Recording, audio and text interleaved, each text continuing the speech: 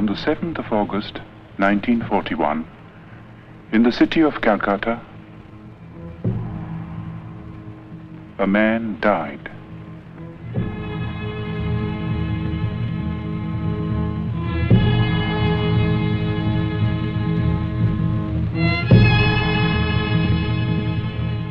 His mortal remains perished, but he left behind him a heritage which no fire could consume.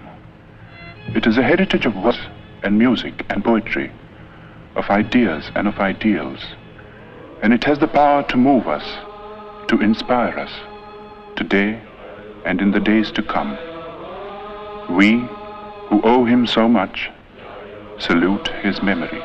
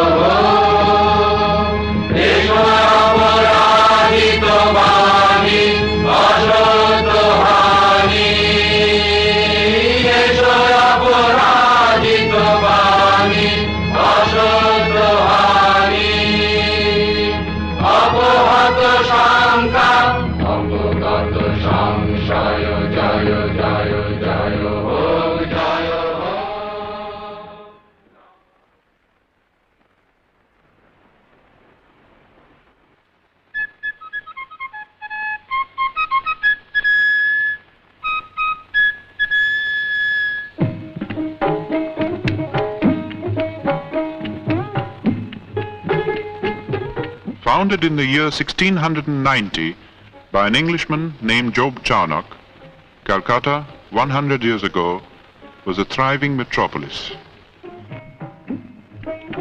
Queen Victoria was proclaimed Empress of India in 1877. As the capital of India, Calcutta was the seat of the Queen's government.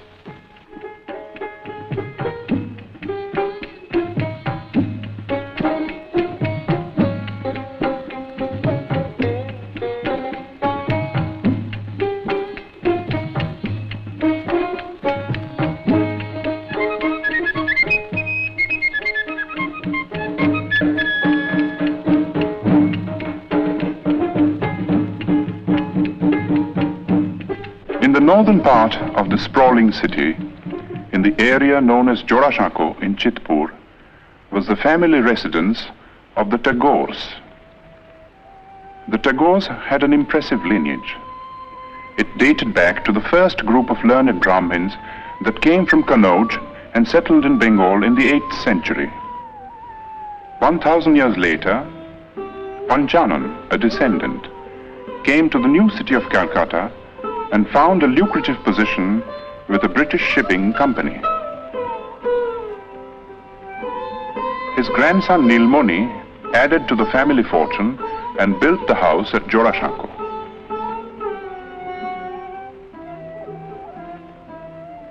The peak was reached with Nilmoni's grandson, one of the most brilliant and colorful figures of the 19th century. Dwarkanath Tagore combined cultured sophistication with a largeness of heart and a rare degree of business acumen. Coal, sugar, indigo, exports, banking, newspaper. There was no end to his enterprises, and he succeeded in all. If his earnings were fabulous, so were his spendings.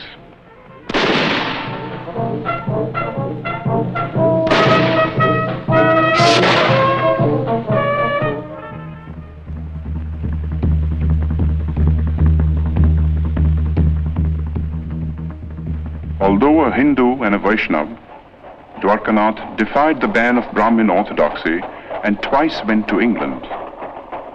There he had an audience with Queen Victoria, discussions with Gladstone, and dinner with men like Dickens, Thackeray, and Max Muller.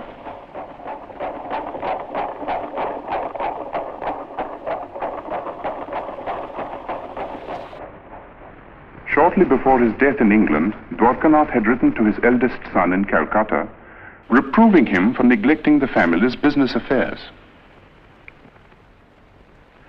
For some years past, young Rabindranath had been developing tendencies which might well have distressed his father. It began in a burning cart. The last rites were being administered to Rabindranath's grandmother. Not far away, on the riverbank, sat Rabindranath. Like many a rich man's son, he had been leading a wayward life. But tonight, he was overcome by a strange feeling.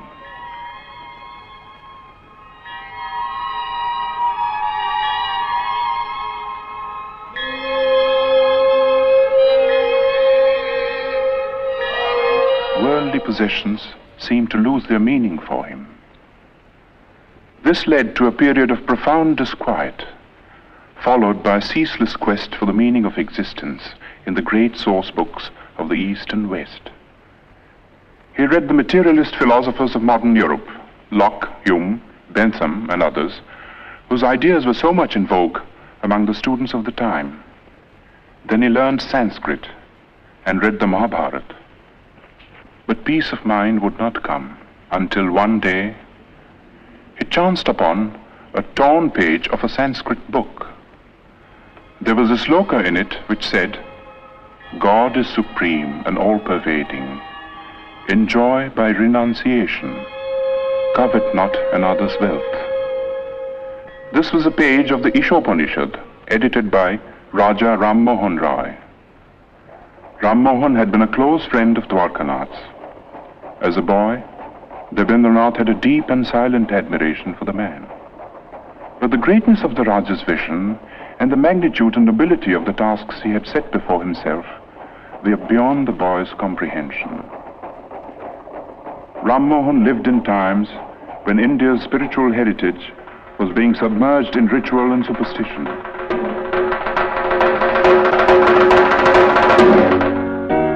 While in the West, a whole new concept of humanity was emerging. Ram Mohan advocated Western education for Indians because he wanted the new ideas of the West to spread in the country. He also wanted that we should respect what was old and true in our own heritage. In the Upanishads, for instance, which revealed to him the monotheistic basis of Hinduism. Ram Mohan's work was left unfinished by his death in England. But Rabindranath, inspired by the 2 lines of Sanskrit text, went on to prove himself to be the Raja's true spiritual son and heir. Rabindranath suffered social ostracism for preaching the monotheistic faith that he called Brahmoism, but to his followers, and there were many, he was Maharshi, the great sage. When Rabindranath was born, the Maharshi was 45 years old. His wife Sharada Muni was 33. Rabindranath was the 14th child.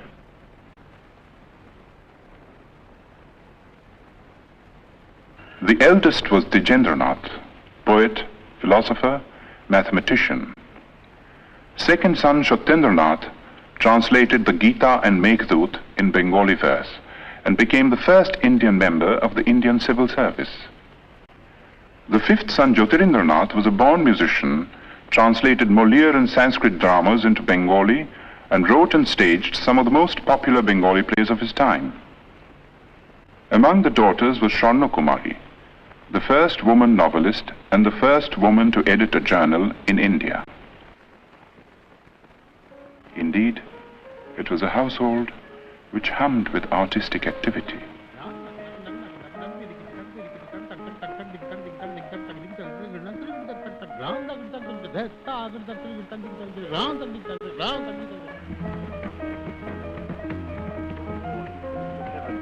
O earth, what else? And shall I couple hell? O fie, hold my heart. And you, my sinews, grow not instant old, but bear me stiffly up. Remember thee? For Roby, the time hadn't yet come to participate in the activities of the elders. Going out in the street was forbidden too, and this was indeed a pity, for nothing seemed more fascinating to the boy than the world outside.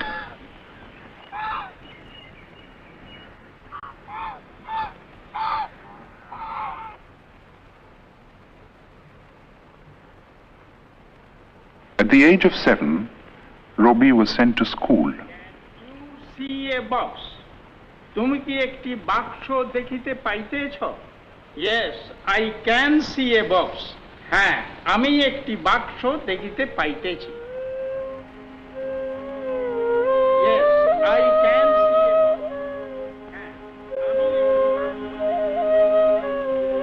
Robbie went to 4 schools and hated them all. But to say that he lacked education would be wrong. For his third brother Hemendranath saw to his studies at home, and it was all done by the clock.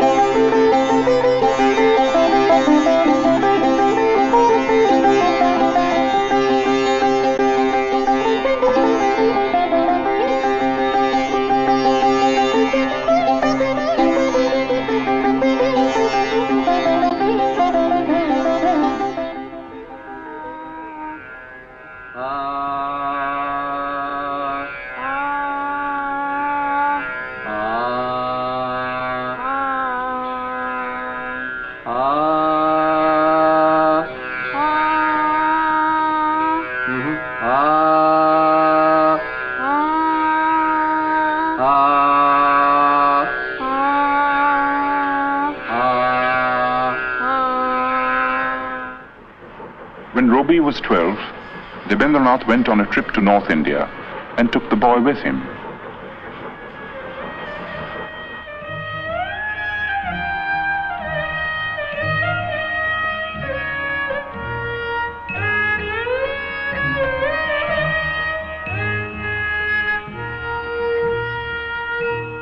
The last stop on a long tour was the rest house on Bakrota, the highest hill in the hill station of Dalhousie in the Punjab.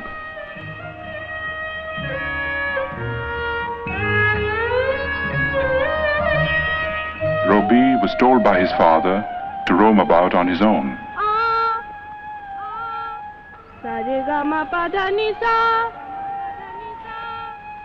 He was also taught to rise before the sun.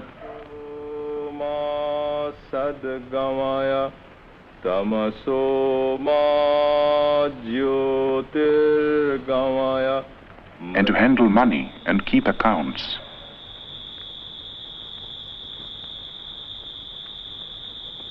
The days often ended with a boy singing devotional songs to his father.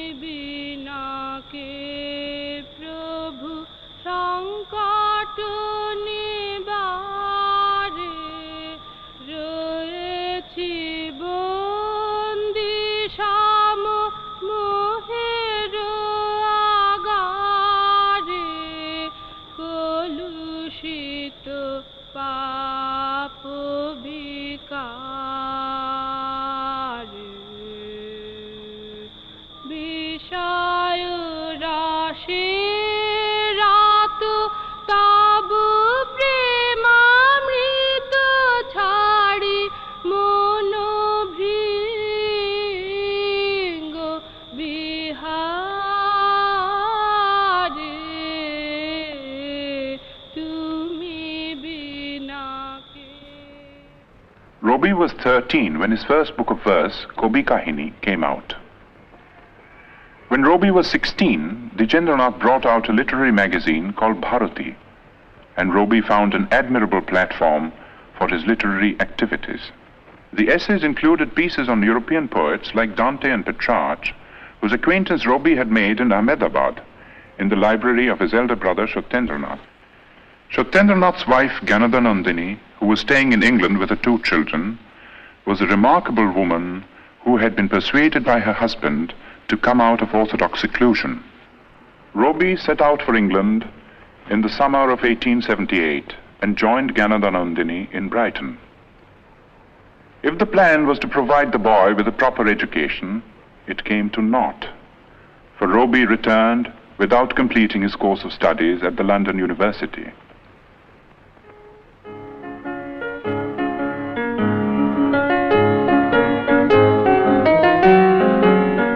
While in England, Rabindranath had become acquainted with Western music. Some of the tunes he had learned found their way into his enchanting opera, Valmiki Pratibha.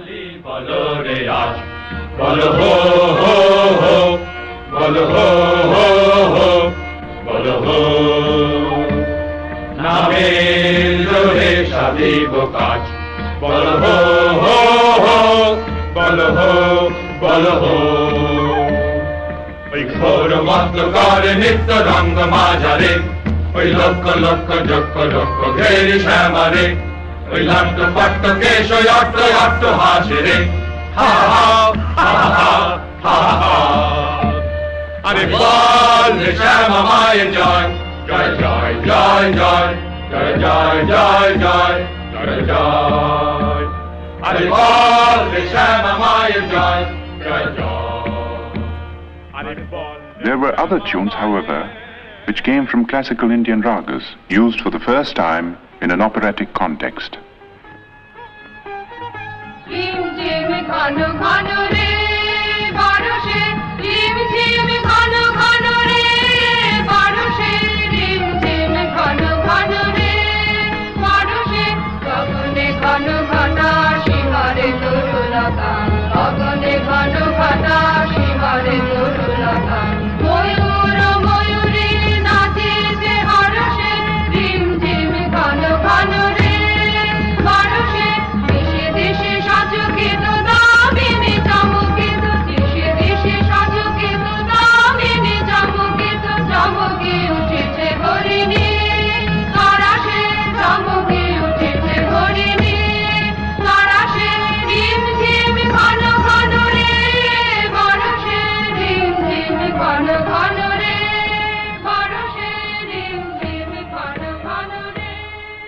Valmiki Pratibha was staged in the Tagore residence with Rabindranath in the role of the bandit-turned-poet. The rest of the cast, too, was composed of members of the Tagore family, all gifted with varying degrees of talent for acting and music. Among those who saw and praised this performance was the greatest literary figure of the time, Bankim Chandra Chatterjee. A year later, when Rabindranath's Shandha Sangeet was published, Bankim Chandra personally congratulated the poet and acknowledged his preeminence among the rising writers of the day. Of all the members of Roby's family, 2 were closest to his mind and heart. They were Jyotirindranath and his wife. Kadambari Devi was 2 years older than Roby. She was his best friend and severest critic. Roby lived with these 2 for a time in a house in Sadar Street in South Calcutta. One morning, a strange experience befell the poet.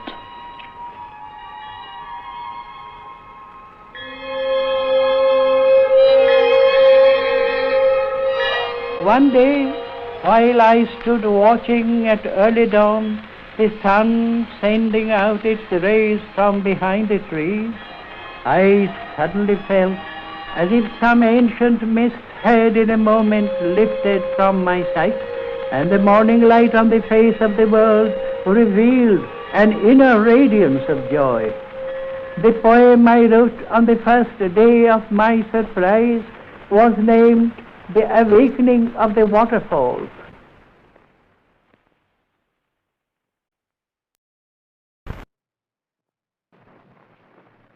At the age of 22, Rabindranath married Bhavatarini Devi. The old-fashioned name was later changed to Mrinalini. 2 months before the wedding, Rabindranath had received a letter from his father in which he was asked to prepare himself to look after the family estates. After a period of initial training in the estates offices in Calcutta, Rabindranath found himself in the very heart of rural Bengal, in the region around the river Padma. With a worldly wisdom unusual in a poet, but characteristic of the Tagores, Rabindranath in later life set about in a practical way to improve the lot of the poor peasants of his estates, and his varied work in this field is on record. But his own gain from this intimate contact with the fundamental aspects of life and nature, and the influence of this contact on his life and work, are beyond measure. Living mostly in his boat and watching life through the window, a whole new world of sights and sounds and feelings opened up before him.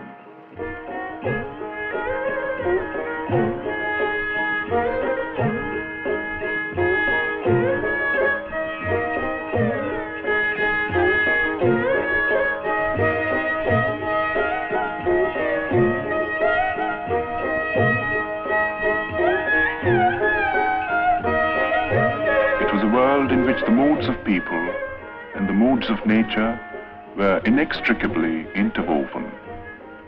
The people found room in a succession of great short stories, and nature in an outpouring of exquisite songs and poems.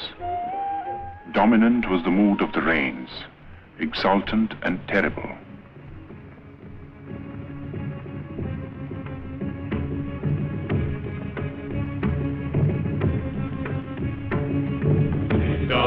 Mandrilla Damaru Guru Guru Kano Megher Guru Kutila Kunjita Bolo Romanjita Bono Bonantar Hridaye Mandrilla Damaru Guru Guru Tulila Chanchala Bokha Hindole Milano Shapne Shekono Titire Hridaye Mandrilla Damaru Guru Guru Shagana Bhashana Shabda Mukharita Vajra Shalogita Drasta Sharvari Shagana Bhashana Shabda Mukharita Vajra Shalogita Drasta Sharvari Alati Ballari Kapai Pallava Koluna Kallale Kanana Shankita Chilli Chankita Hridaye Mandrilla Damaru Guru Guru Kano Megher Guru Kutila Kunjita Bola Romanjita. In 1901, Rabindranath was 40 years old. His already enormous output of poems and plays had been gathered in one big volume. It comprised 21 books and included Shonarturi, his first masterpiece. The same year, 1901, marked an event of a somewhat different nature. In Bolpur, in the district of Birbhum in West Bengal, Rabindranath had acquired some property in 1862, 1 year after Rabindranath was born. The property was made over to a board of trustees, and the deed specified that the place was to be used for meditation on the supreme formless being. According to the Maharshi's wishes, a seat of prayer and a temple of worship had been built, and close to the temple, a residential house which was called Shantiniketan, the abode of peace. Rabindranath had been worrying about the education of his children, and had decided to start an experimental educational institution in Shantiniketan.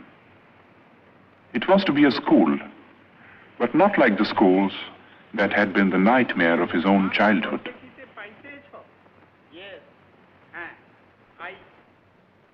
It was to be like the forest hermitages of classical India.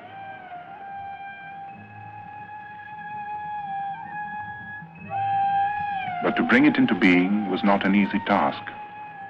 For one thing, it cost money. Rabindranath was obliged to sell, among other things, the copyright of his books.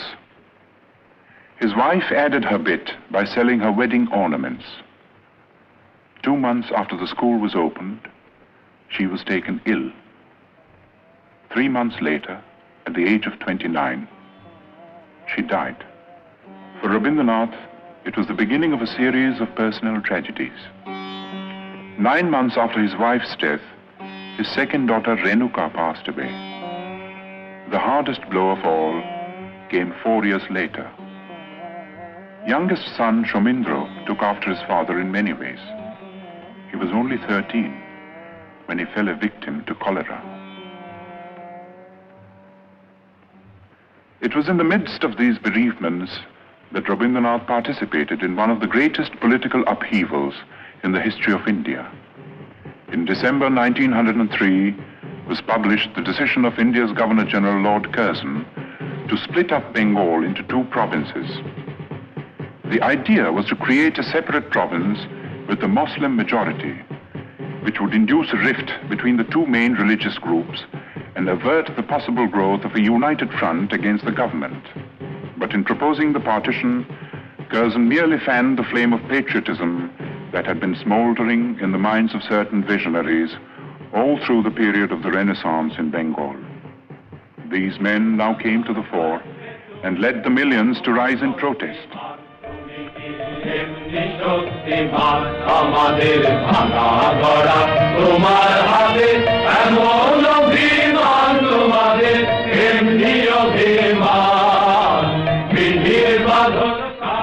The series of stirring patriotic songs which Rabindranath composed for the occasion were sung in procession in the streets of Calcutta, with the poet himself in the lead.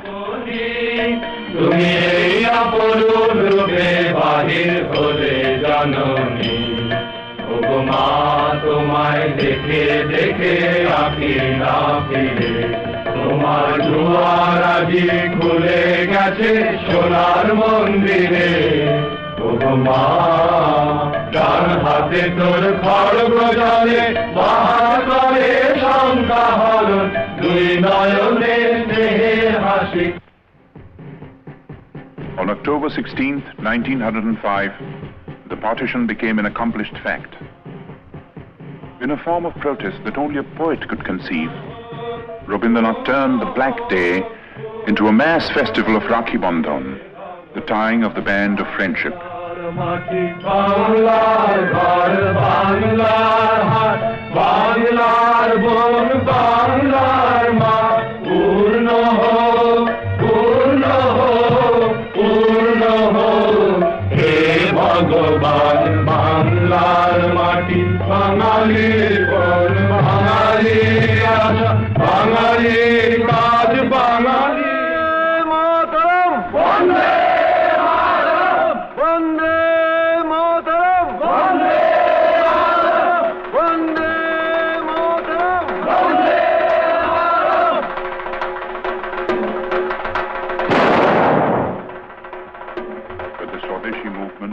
Fated to grow and assume a character which was not possible to foresee in its early stages. While admitting the bravery and patriotism of those who killed or were killed in a reckless bid for freedom, Rabindranath could not condone terrorism. He stated his credo in clear terms. The path of violence was not for India. Good could come only out of constructive work carried out in a spirit of tolerance. He had himself followed up his retirement from the political scene by devoting himself to the work of rural welfare in his estates. And there were other activities too. He was teaching at school, editing journals, and engaging himself in every conceivable form of literary activity. That his own countrymen now regarded him as their leading man of letters was proved by his 50th birthday celebrations in Calcutta. Sponsored by the Bengal Academy of Letters and attended by thousands, it was a unique occasion and the first time that such an ovation had been given a literary man in India. But to the outside world, Rabindranath was still an unknown name. The object of Rabindranath's visit to England in 1912 was to study the educational methods of the West, and also to acquaint the West with his own work at Shantiniketan. He happened to carry with him on this occasion a notebook containing his own English translations of some of his songs, mainly from Gitanjali. He showed these translations to the English painter William Rothenstein, who had met him on an earlier visit to India. Rothenstein was so impressed that he sent a copy of the translation to the well-known Irish poet Yeats. In introducing the poems to a gathering of English writers and intellectuals, Yeats said, "I know of no man in my time who has done anything in the English language to equal these lyrics. Even as I read them in this literal prose translations, they are exquisite in style and thought." Gitanjali was published in England in the same year. There has rarely been another instance of a poet gaining world fame in like manner. The Nobel Prize came in 1913 and the knighthood in 1915, while war was raging in Europe.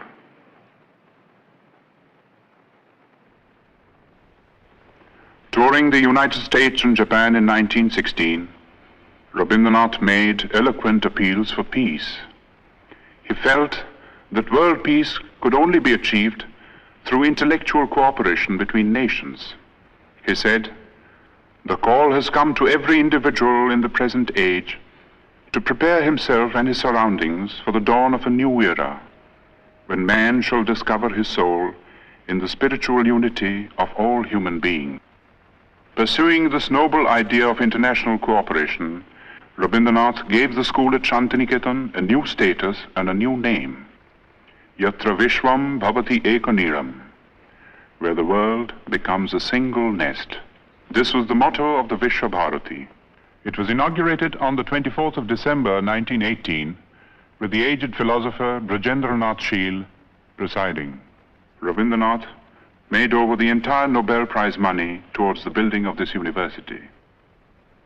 While peace had been restored in Europe, in India there was unrest. The Rowlatt Bill, designed to suppress all political movements, dashed India's hopes of gaining the self-government that the British rulers had kept promising through the war years.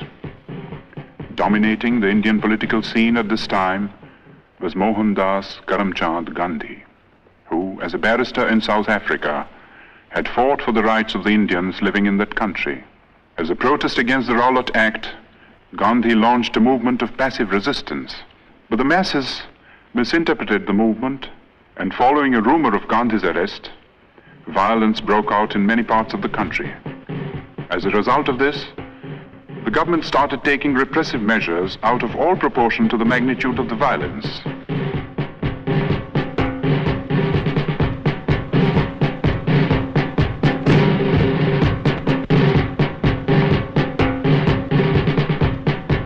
In the Punjab, martial law was declared.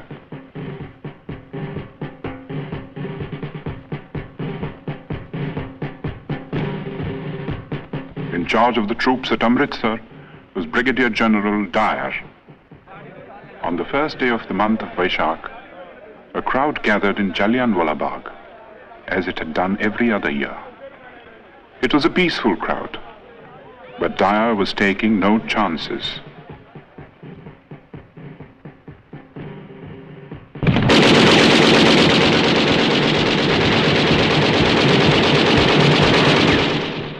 News of the Amritsar incident was suppressed by the government, but details filtered through to other parts of the country and even to the abode of peace.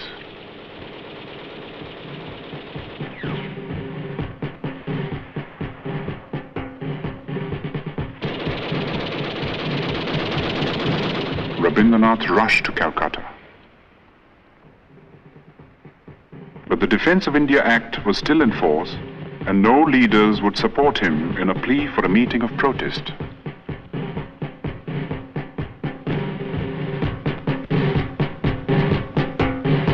At 4 o'clock in the morning of May the 30th, Rabindranath finished writing a letter. It was addressed to the Viceroy. Condemning the government for the killing in the Punjab, Rabindranath ended by saying, And I, for my part, wish to stand, shorn of all special distinctions, by the side of my countrymen, who, for their so-called insignificance, are liable to suffer degradation not fit for human beings. And these are the reasons which have painfully compelled me to ask Your Excellency to relieve me of my title of knighthood.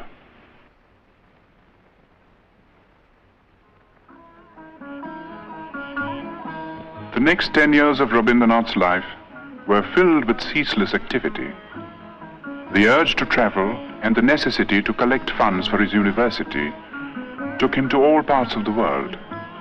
And the West, as much as the East, welcomed him with open arms.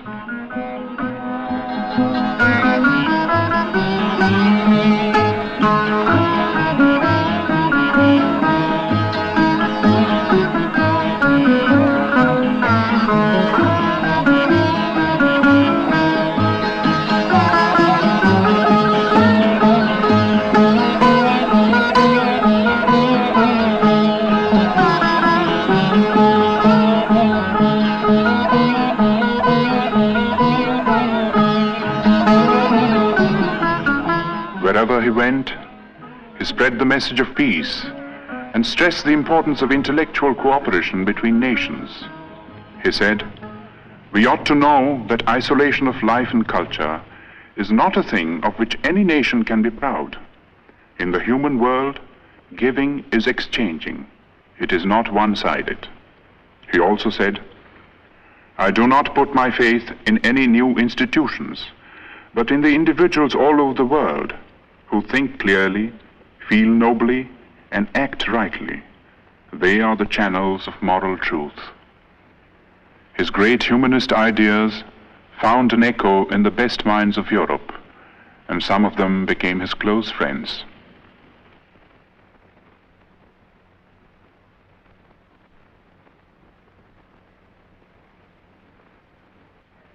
In the meanwhile, the institution at Shantiniketan had come a long way from its modest beginnings. Its scope for studies had greatly increased. There was Kalabhavan for the study of painting, under masters like Nandulal Bose.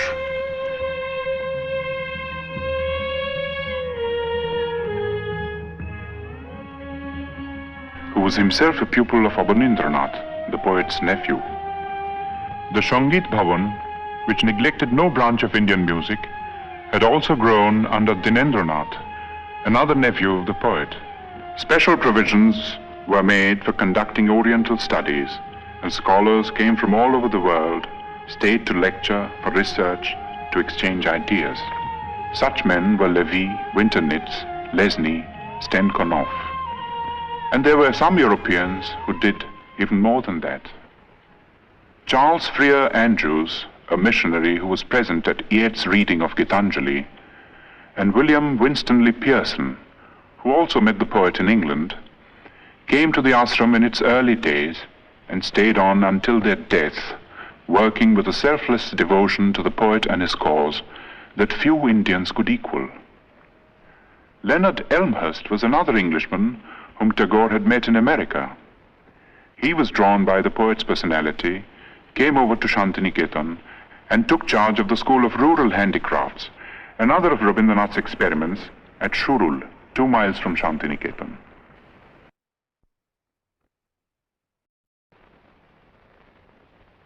His last European tour began with a visit to Oxford, where he delivered the series of Hibbert lectures, which were later published as The Religion of Man. It was also on this last trip that Rabindranath went to Soviet Russia for the first time.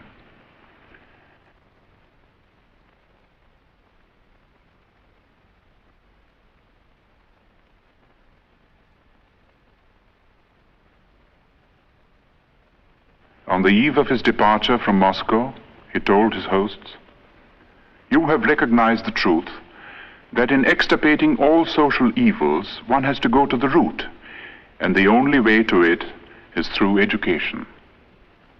In Russia, as well as in other countries that he visited on this tour, Rabindranath held exhibitions of his paintings. At the age of 70, Rabindranath had found a new outlet for his creative urge. It was astonishing the way it started.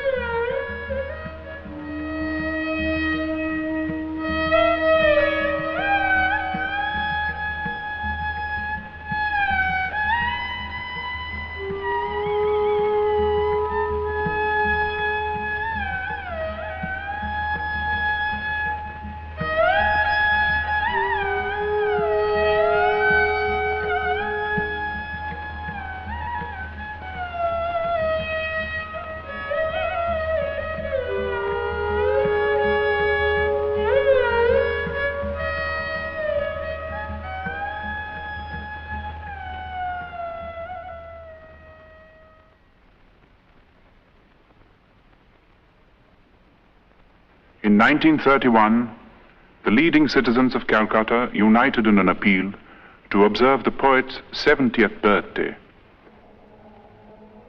It was celebrated in a manner that was truly worthy of the occasion.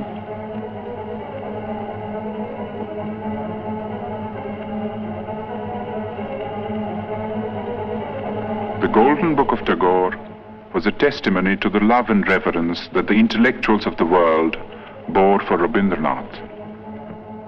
Its sponsors consisted of 3 Europeans and 2 Indians. There was Romain Rolland from France, Albert Einstein from Germany, the poet Kostas Palamas from Greece. The Indians consisted of the scientist Jagadish Chandra Bose, who had been the poet's closest friend for 40 years. The other Indian was Mahatma Gandhi. In physical appearance, in personal habits, and in general outlook, the two differed considerably.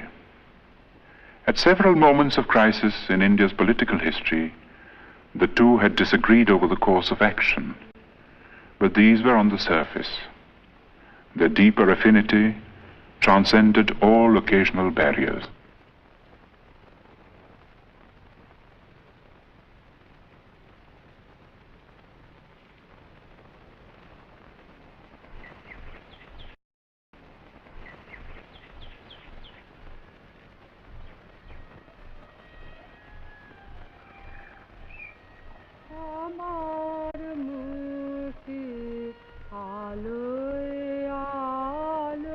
The last years of the poet's life were spent largely in his beloved Shantiniketan.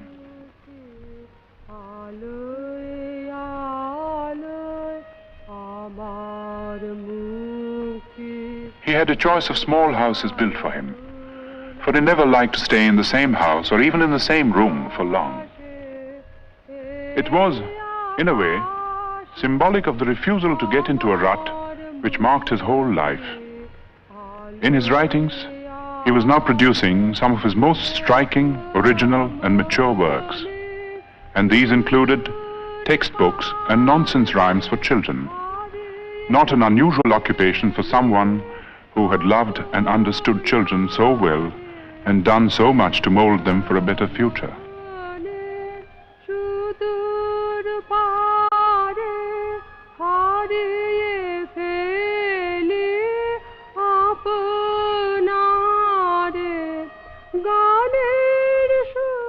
His health was failing, but calls of duty, which he was ever ready to answer, gave him little rest.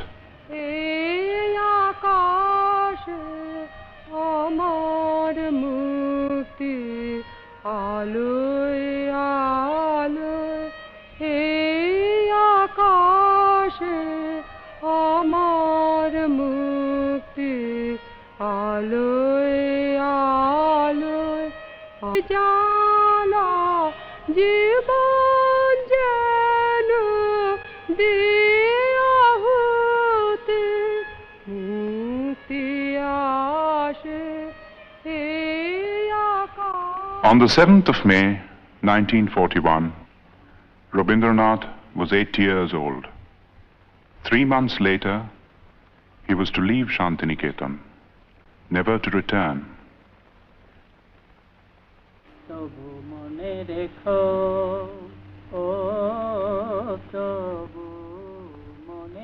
He would be taken to his ancestral house in Calcutta, fatally ill.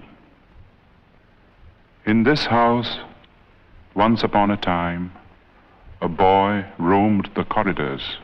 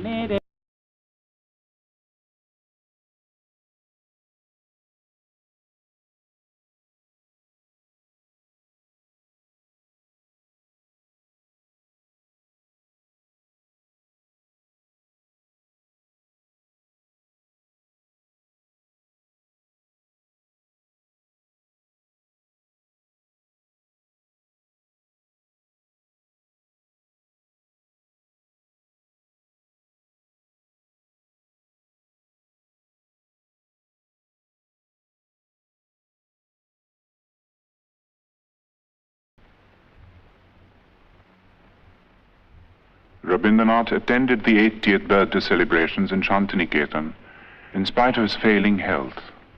Today, for the occasion, he had composed a message, his last message to the world. It was called The Crisis in Civilization. It concerned itself with the state of the so-called modern civilization, a civilization that was being shaken to its very roots by barbaric wars of aggression.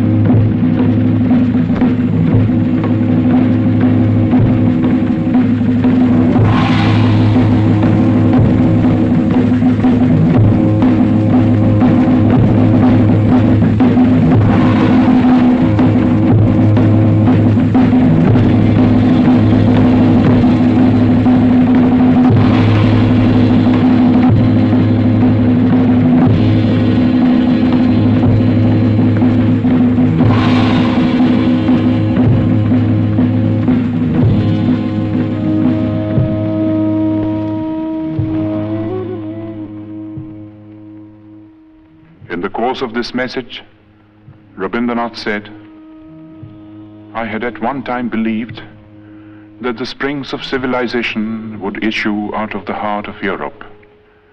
But today, when I'm about to leave the world, that faith has deserted me. I look around and see the crumbling ruins of a proud civilization strewn like a vast heap of futility.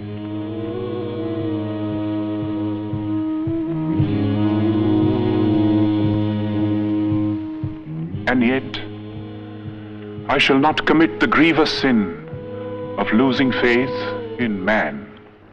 I shall look forward to a new dawn, to a new chapter in history when the Holocaust will end and the air will be rendered clean with the spirit of service and sacrifice. Perhaps the dawn will come from this horizon, from the east, where the sun rises. On that day, will unvanquished man retrace his path of conquest, surmounting all barriers to win back his lost human heritage.